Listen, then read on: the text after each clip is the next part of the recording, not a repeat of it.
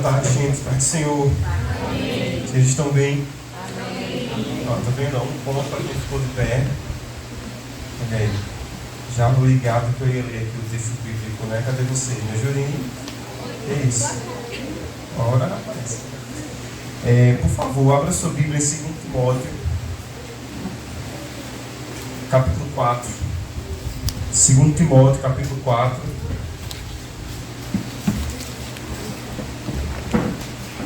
Nós vamos ler a partir do versículo 6.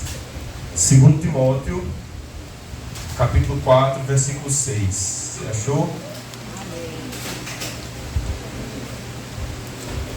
2 Timóteo 4, 6.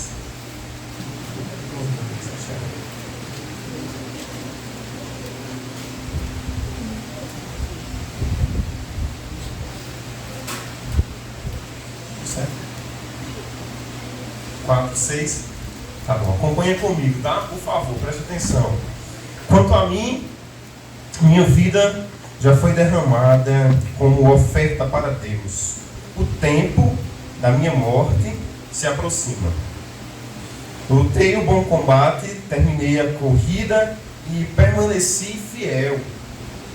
Agora o prêmio me espera, a coroa da justiça que o Senhor, o justo juiz, me dará no dia de sua volta. E o prêmio não será só para mim, mas para todos os que, com grande expectativa, aguardam a sua vinda. Por favor, venha assim que puder. Demas me abandonou, pois ama as coisas dessa vida, e foi para Tessalônica. Crescente foi embora para a Galácia, e Tito para a Dalmácia. Apenas Lucas está comigo. Traga Marcos com você, pois ele me será útil no ministério. Enviei Tíquico a Éfeso. Quando vier, não esqueça de trazer a capa que deixei com Carpo em Trode. Traga também meus livros e especialmente meus pergaminhos. Alexandre, o artífice, que trabalha com cobre, me prejudicou muito. Mas o Senhor o julgará pelo que ele fez. Tome cuidado com ele, porque se opôs fortemente a tudo que lhe dissemos. Na primeira vez que fui levado perante o juiz, ninguém me acompanhou, todos me abandonaram. Que isso não seja cobrado deles, mas o Senhor permaneceu ao meu lado e me deu forças para que eu pudesse anunciar as boas novas plenamente, a fim de que todos os gentios as ouvissem. E ele me livrou da boca do leão. Sim, o Senhor me livrará de todo ataque maligno e me levará em segurança para o seu reino celestial. A Deus seja a glória para todos sempre. Amém. Envie minhas saudações a Priscila e a Áquila e a família de Onesíforo. Erasto ficou em Corinto e deixei Trófimo doente em Mileto. Faça todo o possível para estar aqui antes do inverno. Eubulo lhe manda lembranças, e também Prudente, Lino, Cláudia e todos os irmãos. Que o Senhor esteja com seu espírito e que a graça esteja com todos vocês. Amém. Senhor, eu te agradeço pela tua palavra, a tua palavra que é verdade, a tua palavra que é fiel, que é justa, a tua palavra que transforma a nossa vida e o nosso caráter. E a minha oração nesse tempo é para que o Senhor fale ao nosso coração e transforme a nossa vida. A gente quer sair desse tempo de adoração um pouco mais parecido com Jesus. E nós cremos que a tua palavra tem poder de fazer isso na nossa vida e no nosso coração. A gente ora, Senhor, para que enquanto a tua palavra é pregada, o Espírito Santo de Deus esteja alcançando os corações, transformando os corações. Essa é a nossa oração em nome de Jesus. Amém. Você pode sentar, meus irmãos. Vamos lá. Eu usei um outro texto bíblico, mas eu serei fiel ao tema que vocês me passaram hoje, para a gente pensar um pouco sobre como que um jovem deve viver nesse tempo até que Jesus volte, né? Acredito que essa é a proposta do Congresso. Até que o Senhor venha, até que Jesus retorne. como deve ser a vida do jovem cristão. O que é ser um jovem cristão nesse tempo, enquanto nós esperamos o retorno glorioso do Senhor Jesus. Acredito que essa seja a proposta para a gente pensar nesses dias de congresso. E a proposta de hoje à tarde é pensar que esse jovem cristão, que vive nesse século, que vive nesse mundo, que vive nesse tempo, precisa ser um jovem que não desiste dos seus, que não desiste uns dos outros, que entende comunhão como um princípio básico para a vida do jovem cristão. E por que pensar sobre isso é importante para a nossa geração atual, irmãos? Não é difícil, você, por favor, repita o que eu estou dizendo e pense comigo. Não é difícil a gente olhar para a nossa sociedade atual e ver o quanto os relacionamentos estão descartáveis. Você concorda comigo? O quanto a amizade está descartável. Aliás, a gente olha para a nossa sociedade hoje e a gente vê que as amizades, que a comunhão, que a ideia de estar conectado com o outro, se tornou algo muito frágil, muito frágil. A maioria dos jovens da nossa sociedade atual tem relacionamentos virtuais. A gente usa a rede social como uma base para se relacionar e dificilmente essa relação ela é profunda, essa relação ela é verdadeira. Eu não sei se vocês passam por isso, mas constantemente a gente vê jovens em uma roda de conversa, que deveria ser conversa, e eles estão compartilhando ali entre eles memes e com publicações. Você vai para um restaurante, para um lugar onde o pessoal está na praça, está ali no quarto da criança, e você vai ver que tem uma galera reunida, mas eles estão conectados. Tem uma galera conversando, mas na verdade essa conversa é pela via virtual. A galera hoje compartilha entre si muito mais uma amizade virtual do que uma amizade real. A gente também aprende na nossa sociedade atual que o relacionamento ele é descartável, porque nesse mundo virtual que a gente é envolvido e levado a conviver nele, descartar as pessoas é mais fácil. Se você está chateado com alguém, você simplesmente faz o quê? Dá vácuo da pessoa. Você não responde. Você não fala mais. Se você está conversando lá no grupo de WhatsApp da juventude da igreja e você não concorda com o que o outro diz, você simplesmente não fala mais. Acabou. Ninguém é obrigado mais a conviver, porque você sai do grupo. Quem já saiu de grupo aqui com raiva? Você está lá, confusão acontecendo, e o que você faz? Você sai do grupo. Porque é mais fácil você se reservar da confusão, da conversa, do que você ter conversas difíceis para o relacionamento. Você simplesmente deixa de falar. Quem aqui já bloqueou amigos porque você ficou com raiva dele? Vamos confessar aí, eu já bloqueei uns 4 também. Você bloqueia, por quê? Porque você não quer conviver. Você bloqueia a pessoa, eu não quero mais saber o que a pessoa está fazendo. Você deixa de seguir, você deixa de ver. Então, a gente vive em uma sociedade onde os relacionamentos eles são virtuais. Um sociólogo chamado Zygmunt Bauman escreveu um livro no ano 2000, há 25 anos atrás, chamado Modernidade Líquida. Aliás, a galera que vai fazer Enem esse ano, por favor, vocês precisam ler Zygmunt Bauman para usar no repertório da redação do Enem, viu? Ele é um sociólogo polonês e ele escreve um livro na virada do século, do milênio, aliás, 2000 para 2001 ali, iniciando um novo milênio. E a proposta do Zygmunt Bauman era pensar como seria a sociedade no que ele chama da pós-modernidade. O que seria a sociedade nesse novo milênio. E a proposta dele é refletir sobre o avanço do consumismo. O que o consumismo faria com a sociedade? O Bauman escreve nos anos 2000, ele não viu o desenvolvimento das redes sociais nem da internet. mas ele já dizia nos anos 2000 que os relacionamentos estavam mais frágeis, porque as pessoas estavam aprendendo a trocar o relacionamento sólido por aquilo que é mais fácil para elas.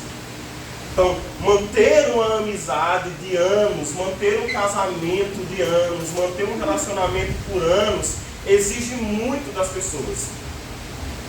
E o que o mundo ensina para a gente nesse tempo é que você não deve se dar tanto para um relacionamento. Afinal, é só você deixar de seguir, ou você bloquear, ou você não falar mais. E logo você vai encontrar novas amizades. E logo você vai encontrar outras pessoas para seguir. Porque é mais fácil você não se aprofundar em um relacionamento e viver de maneira mais tranquila, sem se relacionar com as pessoas. É assim que a gente tem vivido nos nossos dias. Isso acontece também dentro do nosso contexto eclesiástico, da nossa igreja. Também funciona mais ou menos assim.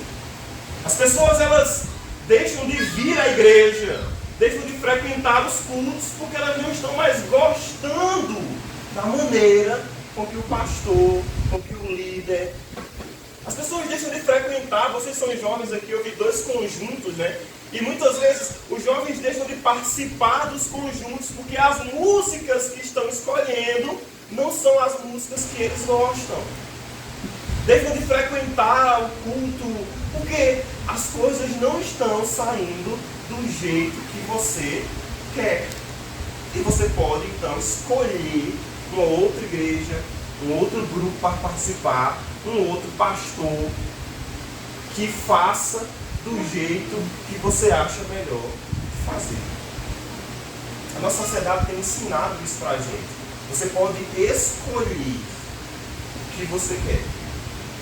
Isso acontece em coisas simples que talvez nem perceba que está moldando o nosso caráter. Mas você baixa o aplicativo do iFood, velho. O que é o iFood? Quem tem iFood? Já ouviu falar, né? iFood. Você tem o que você quiser em um aplicativo. Você escolhe o que você vai comer em instantes. E é muito mais fácil para a gente escolher o que você quer comer. E que é um shopping center, cara? É um lugar onde você não precisa ir muito longe para ter o que você quer. Porque você vai para a praça de alimentação com amigos. E quem gosta de hambúrguer vai para o McDonald's. E quem gosta de não sei o que vai para o outro. E vai para o outro. Vocês compram em lugares diferentes e se juntam na mesma mesa. Então é mais fácil. E a sociedade atual tem trazido isso para a nossa mentalidade. E os nossos jovens e adolescentes estão olhando para a vida exatamente com essa facilidade. Eu escolho como serão os meus relacionamentos. Eu escolho como vai ser a minha vida. Eu escolho o que eu quero fazer. Sabe, a sociedade vai nos ensinando que você pode ser aquilo que você quiser ser. Como que você se sente? Quem você se sente que você é? Então você é.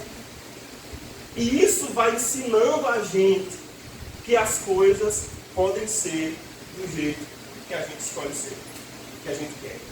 Só que, irmãos, o ensino bíblico não é esse. A perspectiva bíblica de relacionamento não é assim. Paulo, nós vamos entrar no texto bíblico, Paulo está escrevendo a um amigo. Nessa segunda carta que nós lemos aqui, Timóteo é esse amigo. O apóstolo Paulo é um dos maiores missionários de todos os tempos. Paulo foi levantado por Deus para pregar aos gentios e tem como missão de vida levar o evangelho aos gentios, aqueles que não são judeus. Essa é a missão do apóstolo Paulo. E nessa missão do apóstolo Paulo, ele precisa se relacionar com pessoas. Ele tem que se relacionar com pessoas. E diferente da sociedade atual que nós estamos, e diferente daquilo que a gente tem aprendido nesses dias, Paulo sabe que se relacionar com pessoas é difícil. Paulo sabe que relacionamento é difícil. Paulo entende que amizade é difícil. Paulo está escrevendo a Timóteo nessa segunda carta e é a última carta que Paulo escreve. No versículo 6 do capítulo 4 que nós lemos, Paulo diz isso pra gente. Confere aí comigo. Paulo diz assim, ó. Quanto a mim, 4:6. Fechou a Bíblia por quê, cara? Quanto a mim, minha vida já foi derramada como oferta para Deus. Tempo da minha morte se aproxima. Paulo sabe que o dia da sua morte, que o tempo da sua morte está chegando. Imagine você ter a consciência de que a sua morte está próxima. O que você faria? Qual seria a sua atitude sabendo que a sua morte estava se aproximando? Paulo tinha essa certeza. E não era porque Paulo estava preso, como ele estava preso quando escreveu a Timóteo, que ele dizia isso. Porque Paulo já tinha sido preso outras vezes. E ele sabia que aquela prisão não era para a morte. Mas nesse momento aqui, Atos dos Apóstolos, Lucas vai nos narrar que Paulo sabia que indo para essa viagem ele iria ser preso e essa prisão era para a morte. Paulo vai. Ele sabe o que ele está fazendo. E quando Paulo sabe que a sua hora da morte se aproxima, quais são as últimas palavras de Paulo a um amigo? Primeiro, a atitude de Paulo é escrever a um amigo, Timóteo. E nessa carta que Paulo escreve a um amigo Timóteo, ele fala de outros amigos. Paulo termina o seu ministério, Paulo termina as suas últimas palavras falando de pessoas. Você percebeu que o texto que a gente leu são as últimas palavras do apóstolo Paulo, capítulo 4. Depois do capítulo 4, Paulo não escreve mais palavra alguma, porque ele morre. E ele sabe disso. E com propósito, com nitidez, Paulo decide escrever a Timóteo falando sobre os seus relacionamentos. Eu acho isso incrível, cara. E Paulo diz, ó Timóteo, minha hora da minha morte é chegada, eu fiz o que eu podia fazer. Ele continua dizendo no versículo 7, eu lutei, Timóteo, o bom combate. Eu terminei a minha corrida. O propósito que Deus tinha para a minha vida, eu levei a sério, Timóteo. Eu sabia o que eu estava fazendo e eu fiz com vontade. Eu permaneci fiel, eu guardei a minha fé. Paulo está no auge da sua maturidade cristã. Ele diz, olha só, existe uma coroa, versículo 8, existe um prêmio que me espera. A coroa da justiça que o Senhor, Ele vai me dar no dia da sua volta. E esse prêmio, ele não é só para mim, mas ele é para todos aqueles que esperam com grande expectativa a sua vinda. Paulo está consciente de que a sua alma está guardada em Deus, de que ele é salvo em Cristo Jesus, de que sua vida foi vivida com propósito. E no auge dessa consciência, o que Paulo faz? Fala sobre os seus relacionamentos. Paulo é alguém que não desiste dos seus. O que Paulo faz aqui, gente? Muita coisa, cara. Paulo, ele compartilha, e a gente vai ver aqui 3 tópicos de como Paulo descreve os seus relacionamentos.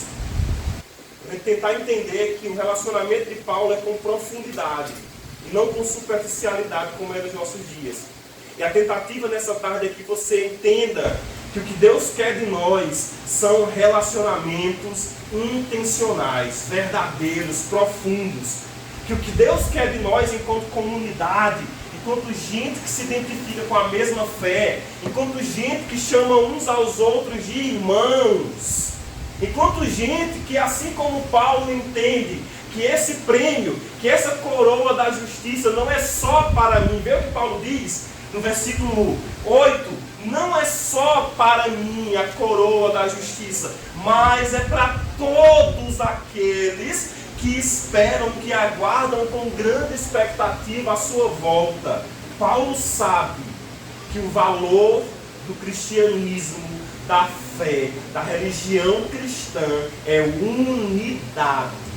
Paulo tem essa consciência de que ele não é o único super cristão, que porque apenas ele guardou a fé, completou a carreira. Paulo não está exaltando a si mesmo, dizendo: olha, Timóteo, eu terminei a minha carreira, Jesus me deu a missão de pregar aos gentios e eu preguei aos gentios, eu mereço esse prêmio. Paulo está dizendo: esse prêmio, essa coroa da justiça, ela não é apenas para mim, ela é para mim e para os meus irmãos. E por causa disso, por causa dessa consciência de Paulo, ele começa a recomendar a Timóteo sobre relacionamentos. Paulo está cuidando de Timóteo, dizendo: Timóteo, você tem que prezar pelos relacionamentos, você tem que prezar pela irmandade, porque esse prêmio não é só para mim, não é só para você, mas é para irmãos. A gente precisa entender nesses dias, cara, que a vontade de Deus, que o desejo de Deus é nos fazer filhos e filhas. Sempre foi assim. O propósito de Deus sempre foi juntar pessoas. Lá em Apocalipse, João vai ver diante do trono do Cordeiro povos, gente, todas as raças, línguas, tribos e nações, adorando ao Cordeiro de Deus.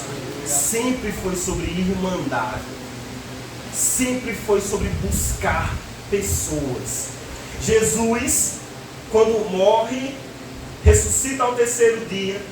Quando Jesus morre na Páscoa, os discípulos se dispersam.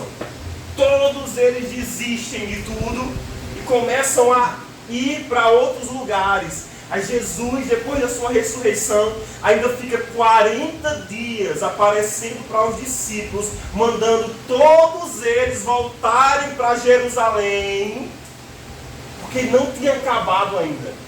Vocês percebem isso? Jesus aparece lá no caminho de Emaús para dois que estavam indo para outra cidade, se revela para eles e diz: voltem para Jerusalém.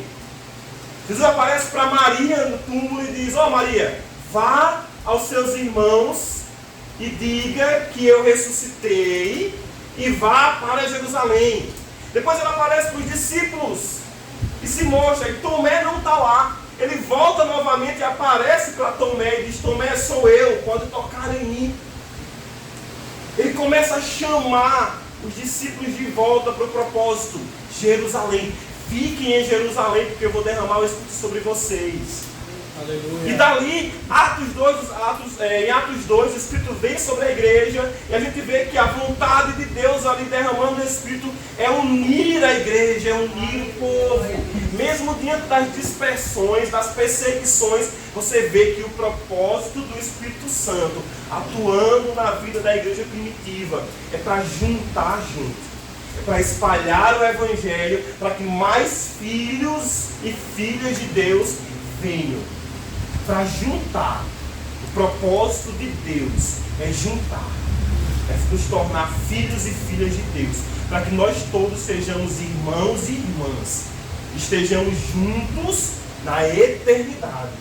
E naquele grande dia, como João viu em Apocalipse, estamos todos diante do Cordeiro de Deus. Não só nós aqui em Campina Grande, não só nós aqui em igrejas com doutrinas diferentes, mas gente, todo o povo, língua, tribo e nação, adorando o Cordeiro de Deus. É por isso que Paulo, no final de sua carreira, recomenda a Timóteo: Timóteo, você precisa se preocupar com os relacionamentos. Você precisa valorizar relacionamentos. E o que Paulo faz aqui, ensinando a Timóteo sobre relacionamento? Primeira coisa, Timóteo diz: tem gente que abandona, mas também tem gente que permanece. Versículo 10 e 11. Paulo diz assim: Demas me abandonou, pois ama as coisas dessa vida e foi para Tessalônica. Já Crescente, um outro amigo, foi embora para a Galácia. Tem Tito também, mas Tito ele foi para a Dalmácia. E apenas Lucas está comigo. Nos nossos relacionamentos, a gente tem gente que vai nos abandonar. E seremos pessoas que também vão nos abandonar os outros. Sabe o que Paulo está dizendo para Timóteo? Timóteo, na sua caminhada cristã, nos seus relacionamentos, existirão feridas. Pessoas vão magoar você. Demas me abandonou. Paulo está ferido, abandonado por um amigo. Em outro lugar, em outro versículo, versículo 14, Paulo também fala de um outro amigo, de outra pessoa, que diz assim, ó: Alexandre, o artífice, trabalha com cobre, me prejudicou muito. Me prejudicou muito. Na nossa caminhada cristã, pessoas vão nos prejudicar. Talvez nós seremos gente que vamos prejudicar a outros. Só que sabe o que eu acho massa na Bíblia? É que a Bíblia não esconde os podres, as sujeiras. Todos esses citados por Paulo aqui é gente que trabalhava com Paulo, que era do ministério, que era crente. Paulo não está citando qualquer pessoa, ele está citando amigos, pessoas que faziam parte do seu círculo. Mas são essas mesmas pessoas que deixou o coração do apóstolo Paulo abandonado e machucado e magoado. Então, nos nossos relacionamentos como igreja, nós seremos machucados por pessoas. E nós também machucaremos pessoas. Por quê, gente? Porque a gente é gente. A gente é ser humano. E porque a gente é gente, a gente erra. A gente falha com os outros. Seus pais vão falhar com você. Você vai falhar com seus pais. Seus amigos vão falhar com você. E você vai falhar com seus amigos. Ah, mas ela estava falando de mim nas minhas costas. Ela estava falando de você nas suas costas. Ah, mas ele falou mal aquele dia. No Natal ela prometeu que... É verdade. Isso vai acontecer. Na caminhada cristã, nós seremos magoados e magoaremos pessoas.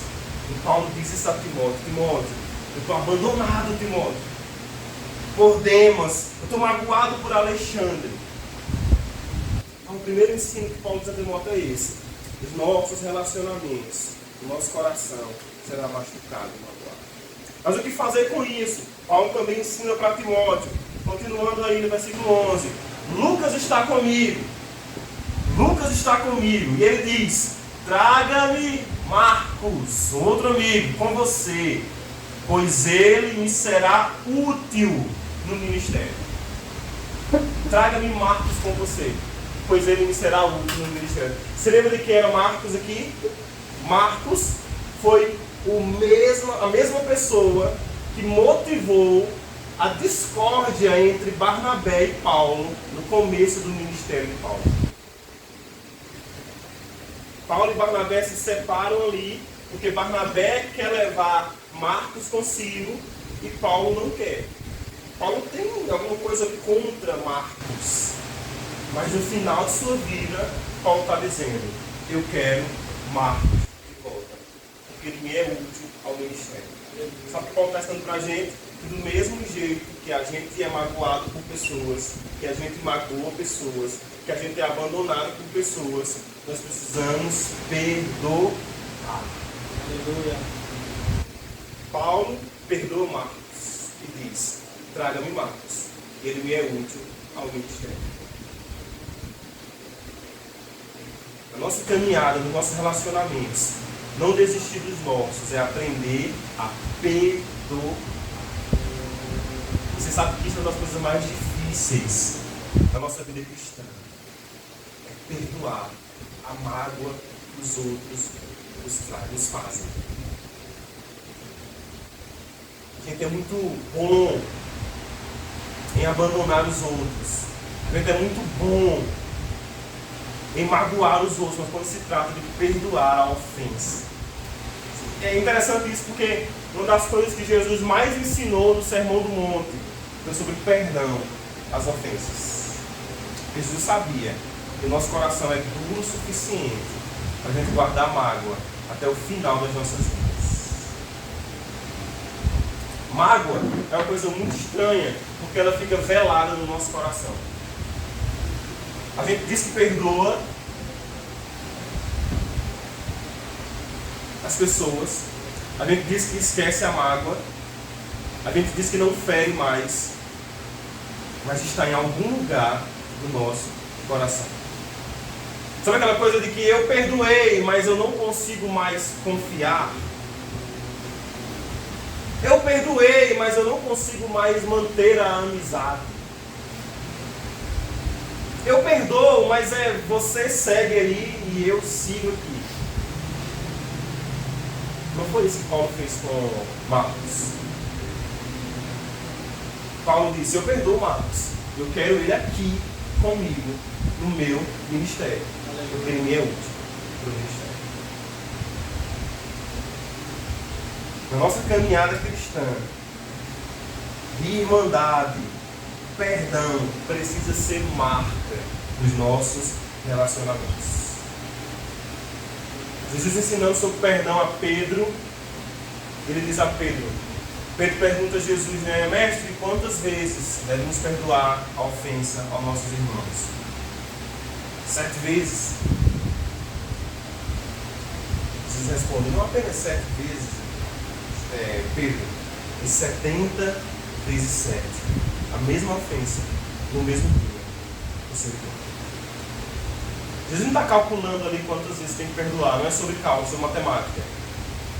Jesus está estabelecendo um princípio, que um cristão, ele sempre escolhe o caminho do perdão.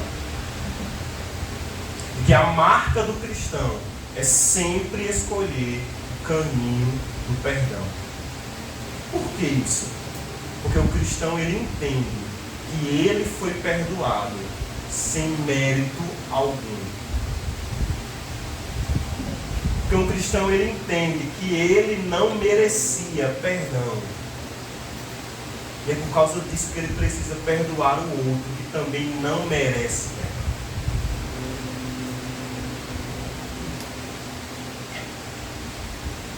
Então Paulo está dizendo para Timóteo, traga-me Marcos, ele é útil para o ministério, eu perdoo.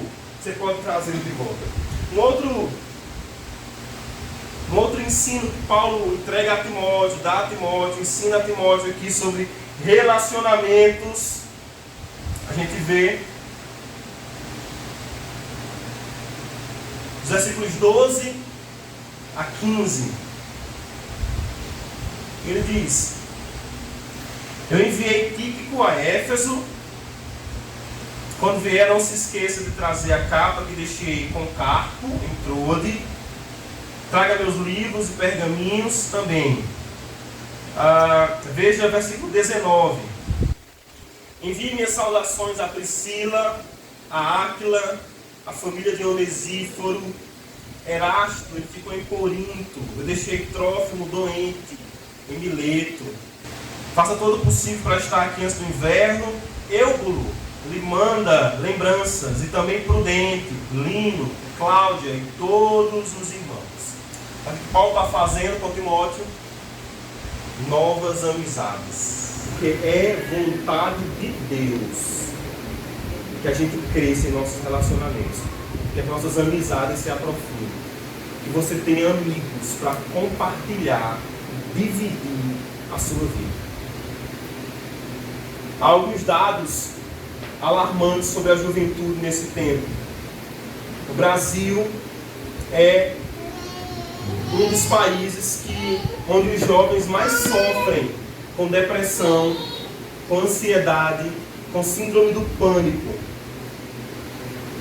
O Brasil é um dos países que mais aumentou nos últimos anos as vendas em medicações para esses males. Inclusive as exportações do mercado de medicamentos ansiolíticos, antidepressivos, aumentou no Brasil. O Brasil exportou mais isso para fora. Por quê? Porque essa tem se tornado a marca da nossa geração de jovens e adolescentes. Jovens e adolescentes depressivos, ansiosos, isolados no mundo. Mas o Evangelho de Jesus tem salvação para isso. É o Evangelho de Jesus que é a esperança para uma vida abandonada, sozinha, isolada. Você não precisa ser um jovem sozinho. Você não precisa ser um jovem que carrega sozinho as suas dificuldades e os seus problemas. Você não precisa ser um jovem que carrega sozinho as suas ansiedades, os seus medos, os seus temores. A igreja, a comunhão, precisa ser um lugar para dividirmos os fardos uns dos outros. O convite de Jesus para nós hoje é para que a gente seja mais irmãos e irmãs. Aleluia. O convite do Evangelho para nós hoje é para que a gente não desista de quem está do nosso lado. Caminhe com Ele para o propósito e para o plano de Deus. Assim como Paulo fez com Timóteo, assim como Timóteo fez com os outros, e assim como durante toda a história da Bíblia e da redenção, Deus vem fazendo no meio do seu povo, levantando irmãos e irmãs, amigos e amigas, para viver junto o seu propósito e a sua vontade. Amém? Não sei se eu fui claro hoje, às vezes eu me atrapalho nas coisas, mas o que eu queria dizer para vocês era que nós precisamos nos tornar uma geração de jovens que caminhem juntos. E que até que o Senhor venha, até que, como Paulo diz, cara, até que a coroa da justiça, o prêmio da eterna vocação nos seja dado, a gente precisa caminhar como irmãos e irmãs. Porque essa é a vontade de Deus para a nossa vida. Aleluia. Amém? Vamos orar sobre isso. Eu queria que vocês colocassem de pé, que você escolhesse um amigo para orar junto. Olhe aí para ele, para a cara dele, que você sem vergonha. Vamos orar junto, rapaz. Você tem um amigo aí para pegar na mão, para olhar para ele, para dizer para ele: eu quero caminhar junto com você. Você pode dizer para o seu amigo: eu quero caminhar junto com você, meu irmão. Não desista de mim. Não desista de mim. Você pode dizer: faça um compromisso com o seu amigo. Ó, quando eu estiver fraco na fé, diga ele assim: vá. Quando eu estiver fraco na fé, você vai me levar, você vai me ajudar. Não deixa de desistir, diga ele aí. Não deixa de desistir. Quando eu disser assim: eu não vou mais para a igreja, diga ele aí. Deu um tapa nas minhas costas. Não deixa de existir, diga ele. Não deixa de existir. A gente precisa estar junto até o fim. Até o fim. Senhor Jesus. Senhor Jesus, é a tua vontade. É o teu querer que a gente viva como irmão, como irmã. É a tua vontade, é o teu querer que nós sejamos uma multidão de gente com diferentes línguas, com diferentes jeitos, com diferentes culturas, com diferentes doutrinas, mas que a gente esteja unido pelo mesmo vínculo do amor que é Jesus Cristo. É a tua vontade, é o teu querer, a tua palavra nos diz que nós sejamos um, porque nós somos chamados para uma só fé, porque nós somos chamados para um só batismo, porque nós só temos um Deus e Senhor, Jesus Cristo. É a tua vontade, é o teu querer, Senhor, que a gente trabalhe unido, junto, estabelecendo o teu reino nesse tempo. O Senhor derramou o Espírito Santo sobre nós, para que nós sejamos um.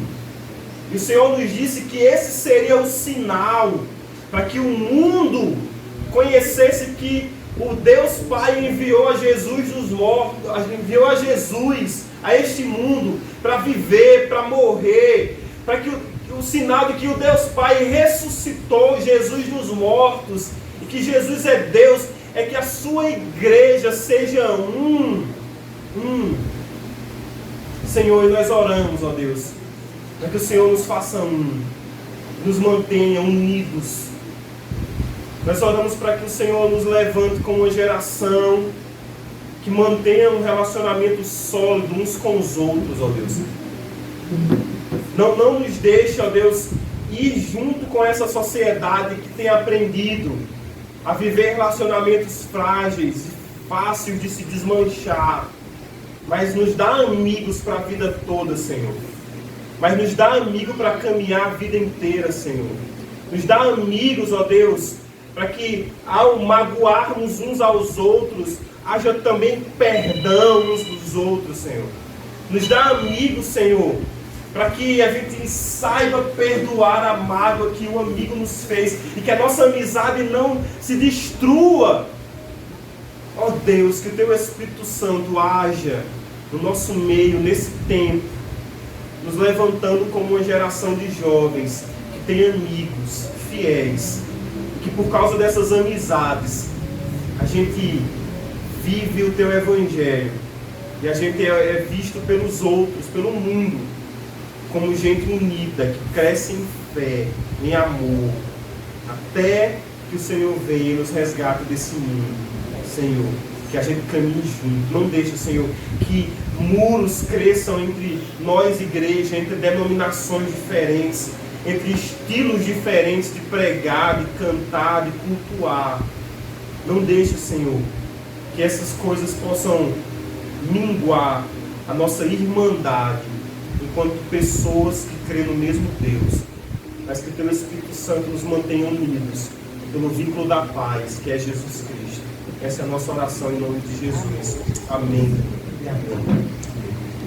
Amém, irmãos. Obrigado. Deus abençoe.